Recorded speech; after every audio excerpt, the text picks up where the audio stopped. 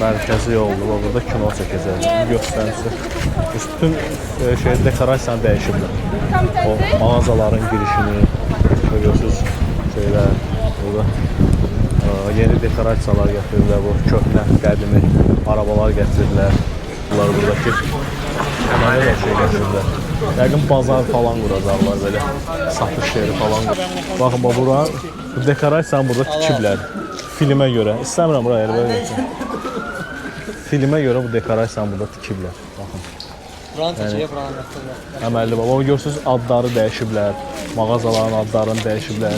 Yəqin ki, köhnə bir film çəkirlər də. Yəni 1900-lərdə baş vermiş bir filmin hekayəsini çəkirlər burada.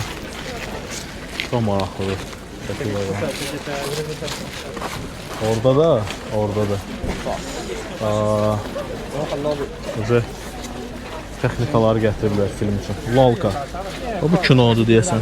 Yəqin ki, Lalka adlı kinonun çəkilişidir. Dəyişiblər belə, dekor tikiblər təzə.